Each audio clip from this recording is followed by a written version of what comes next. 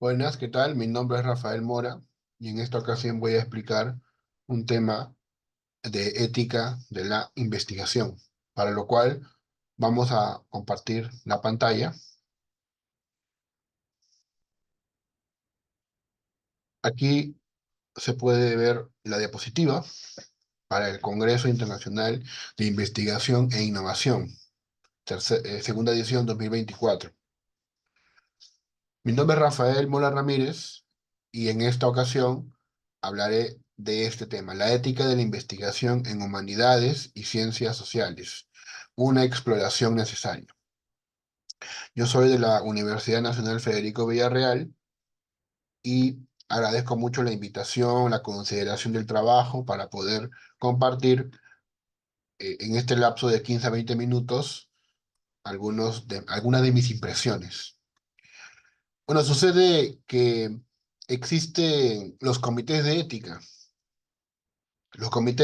que se encargan en cada universidad de velar por el respeto a normativas éticas determinadas, sobre todo en la investigación, por ejemplo, en ciencias de la salud, donde se involucran animales, donde se involucran seres vivos, y por supuesto que ahí es más que necesario.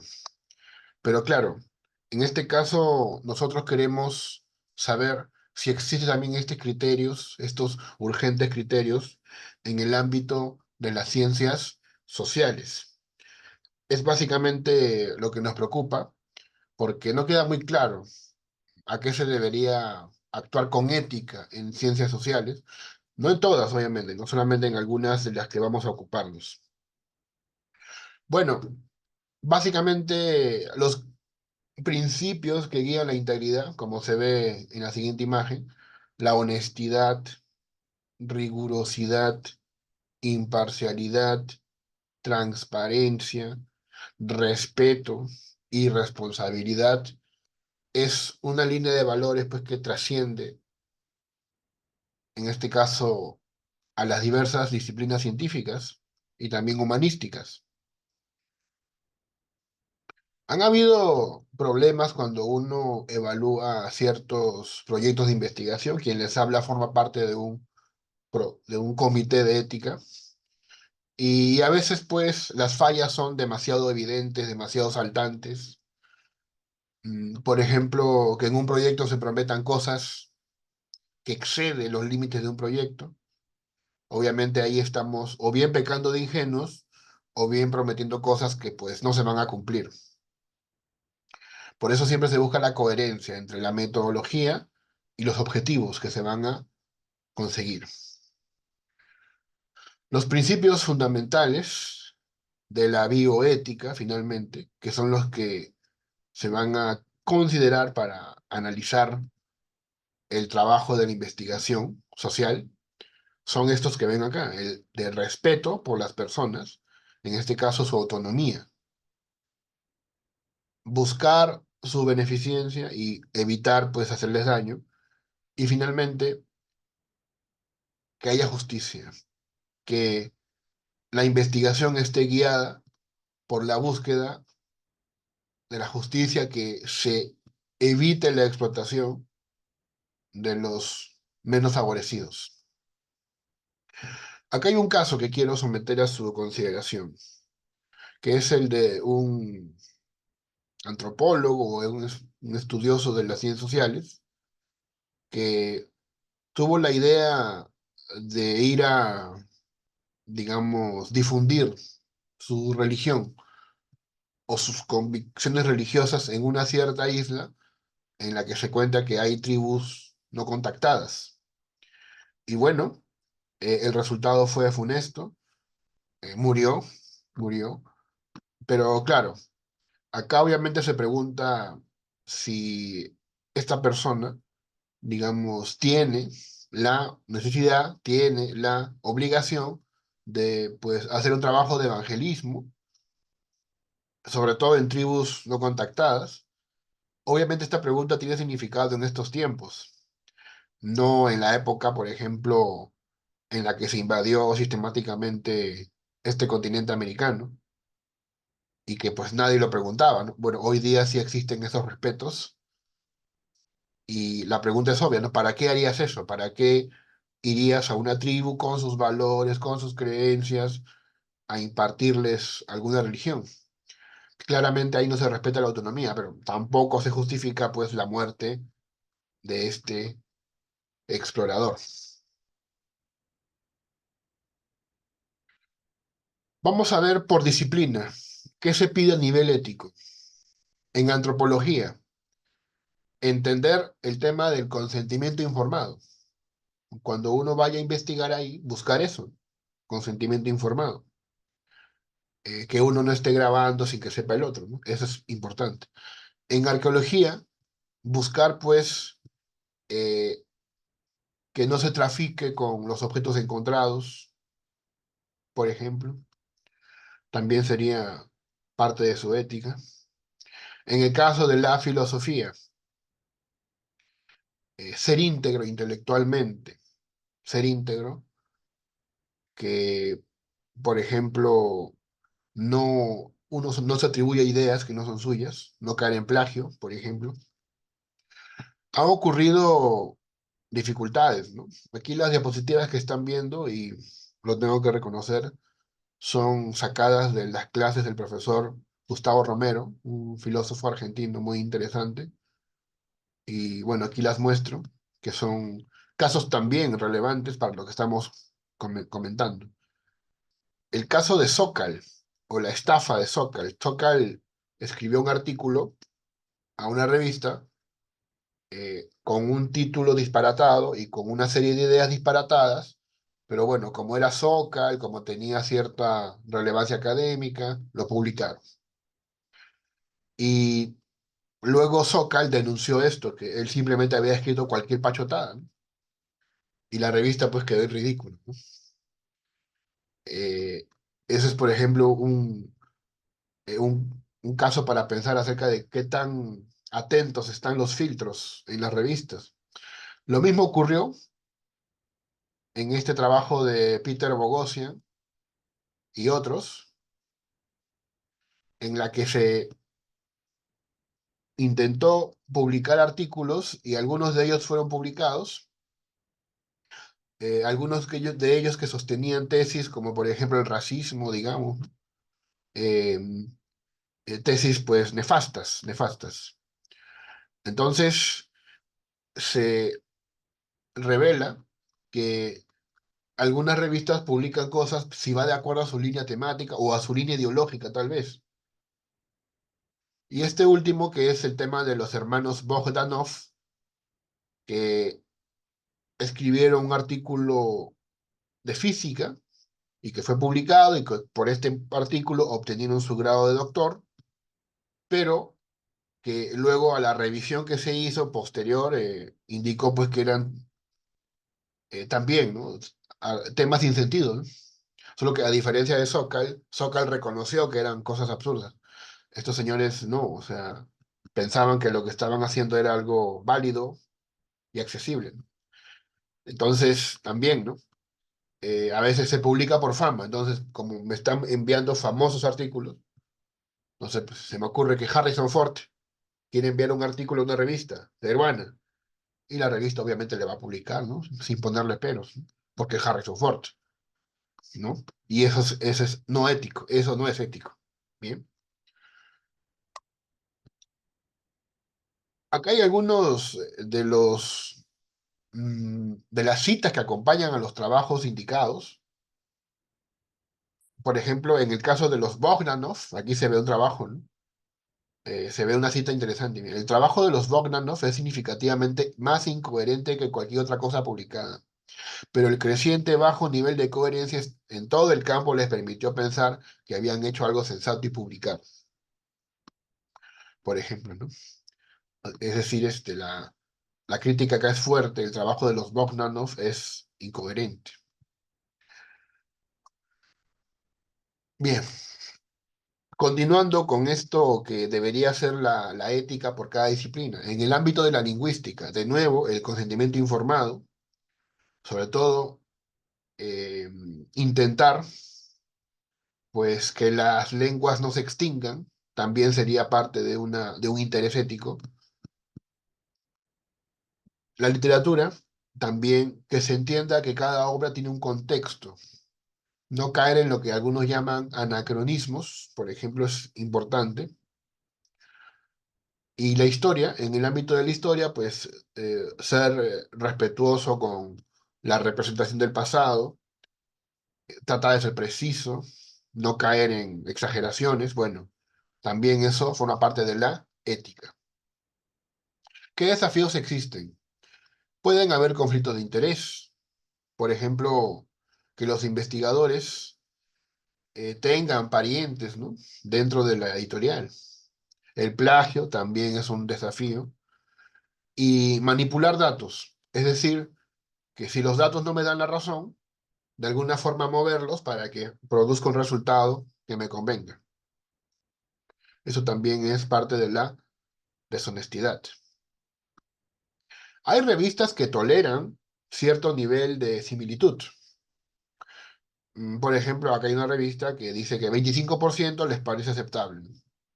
Es que también se reconoce que Turnitin, que genera otro problema, detecta plagio incluso palabras como el cuerpo humano, ¿no? Digo, la palabra el cuerpo humano ya lo pone como plagio, ¿no? Es cierto que hay formas de evitar que lo detecte así, ¿no? Pero llama la atención eso. Y a veces un trabajo con el afán de no caer en el plagio, pues genera un estrés muy grande en el escritor, pues que tiene que buscar sinónimos, como si, digamos, la capital de, ¿no? Como si esa expresión no fuera algo que puede usarse, como si estuviera patentado ya. Bueno, también acá hay un problema, ¿no? Con el tema del Turnitin, que a la vez es una herramienta poderosa que ha permitido detectar plagio, pero también que se vuelve dificultosa cuando se trata pues de palabras mínimas, y por eso es que algunas revistas permiten esta similitud bajo esas consideraciones. Acá hay ejemplos, ¿no?, de la detección que hace Turnitin. Hay algunas malas prácticas, ¿no? Que algunos creen que, por ejemplo, parafrasear es cambiar ciertas palabras en una frase. O sea, copio la frase del libro y en vez de guardar, la palabra guardar, pongo de repente un sinónimo de guardar, cobijar de repente, ¿no? Cobijar, ¿sí? O en vez de alto, grande. O en vez, qué sé yo, pues, eh, de persona mayor, persona de 20 años, no sé, algo así. Entonces piensan algunos que hacer esos cambios ya lo hace un párrafo nuevo. También ese es un tema problemático. No hay que confundir en este caso lo que es un plagio ciertamente camuflado de lo que podría ser un real parafraseo, que es expresarlo en tus palabras. Han habido casos de plagio muy importantes en el país, en que involucró al expresidente Castillo, por ejemplo. Entonces, por ese motivo también es bueno mantener esa herramienta. Claro que sabemos que se usa con fines políticos, es cierto. Entonces, es importante para mantener la ética, pues buscar regulaciones que sepan los investigadores, los escritores, regulaciones a nivel internacional y nacional. En el Perú ya hay un proyecto ya de, digamos, de ley, ya existe esa ley aplicándose, que si un trabajo pues cae en este tipo de malas prácticas, es sancionado, ya sea plagio, ya sea compra de autorías, esto también es problemático. Y los comités de ética que pues van a autorizar tales o cuales trabajos, van a autorizar. Eso también es importante, que los comités de éticas autoricen o no autoricen tales o cuales cosas, pues ya da un poco de tranquilidad, que se supone que son personas con cierto nivel de preocupación por esos aspectos. Acá hay un fragmento, por ejemplo, ¿no? Como les decía, ¿no? Soy parte de un comité de ética de un trabajo de una resolución, vamos a decirlo, ¿no? De un pronunciamiento que hicimos con respecto a lo que sería la ética en investigación humanística, porque no existe.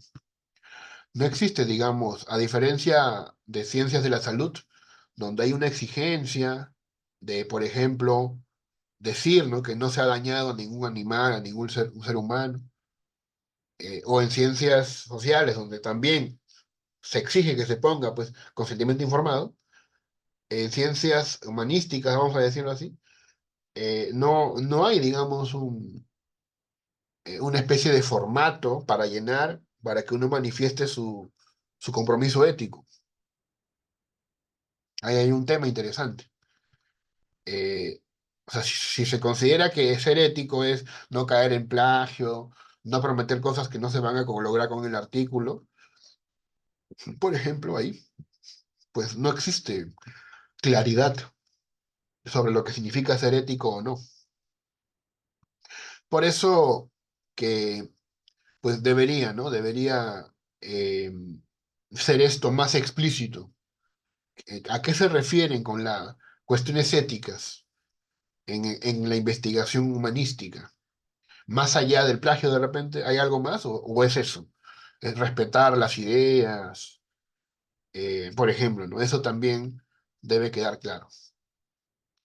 Ahora, el tema de la publicación, claro, también es importante que cuando uno publique el trabajo, dé las condiciones para replicar la experiencia.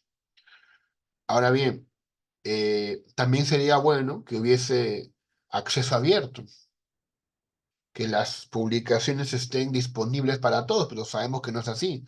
Sabemos que algunos textos cuestan o que son privados. Por eso que, por ejemplo, Redalic, que es un buscador que yo utilizo bastante, es un repositorio. Redalic, cuando usted abre la página, te pone este manifiesto, ¿no? Para la ciencia como un bien público global. La, la idea es que los conocimientos estén accesibles a todos, que no estén cerrados, que no sean, digamos, mercancía, que sea un bien común. Pero también es un tema ético involucrado con estas cuestiones. La responsabilidad social de este ámbito es innegable porque, pues, las investigaciones pueden afectar las comunidades. Que yo diga que tal comunidad es o no es, digamos, moralmente respetuosa, digamos, ¿no? O que, no sé, en tal comunidad, como decía un ministro por ahí, es común violar, es común la violación, o es común la relación entre hombres mayores y mujeres que son casi niñas, ¿no? Que digan que es parte de su cultura, eso es, no es problemático, o en todo caso no está bien planteado. Y pues por supuesto que se difundan los trabajos, repetimos, que sea accesible para todos, sobre todo los que tienen menos recursos económicos. Ellos deberían ser los primeros en poder conocer los trabajos. Con respecto al impacto que pueda tener una investigación, acá hay un ejemplo interesante que pasó en Chile. Hubo tesis sobre pedofilia y esto generó un impacto fuerte en la sociedad, porque básicamente esas tesis, de alguna forma muy sutil, reivindicaban la pedofilia, ¿no? Es cierto, investiguen aquello, resultó, ahí están las tesis, ¿no? Pedófilos e infantes, pliegues y repliegues del deseo, año 2016. El deseo negado del pedagogo, ser pedófilo, 2020. Generó, cuando fue esto, cuando salió a la luz, pues una serie de desacuerdos, ¿no? Ya para ir terminando, eh, la cuestión de que los papers deben tener un interés en el ámbito de los proyectos sociales del país, que no se debe escribir papers solo por escribir, sino considerando la necesidad del país, también es debatible, ¿no? Aquí tenemos al filósofo Rubén Quirós, quien me parece que opina así, ¿no? Que los trabajos deben tener un impacto para el desarrollo de los intereses nacionales. Podemos diferir, podemos decir que también puede haber libertad de investigación, pero ya, pues eso es parte justamente del debate. ¿Cuáles son los problemas del Perú? Por ejemplo, ¿no? El nivel bajo educativo, la desnutrición, los problemas de salud, el endeudamiento, la falta de dinero. Significa que los trabajos deben girar sobre estas cuestiones, nada más. Pero ¿no sería esto limitar fuertemente la investigación? Es una pregunta que queda ahí para el debate. También prácticamente nos están obligando a publicar en Scopus, en Web of Science o en Cielo. Y eso también tiene algo de antiético, ¿no? Porque finalmente, y las otras revistas que recién inician y que pues recién son conocidas, o sea, que ellos ya no van a encontrar escritores, ¿no? Salvo pues estudiantes, ¿no? Y además sabemos que muchos de las revistas de Scopus, por no decir todas, son privadas, donde requieren dinero para poder verse. Entonces, ya para terminar, debemos declarar pues un compromiso con la ética, un compromiso con estos principios. Los investigadores deben entender estos desafíos en su campo para que se promueva el bien común y la diversidad. Bueno, yo soy Rafael Mora, agradezco la oportunidad, aquí están mis datos y bueno, muchas gracias por su tiempo.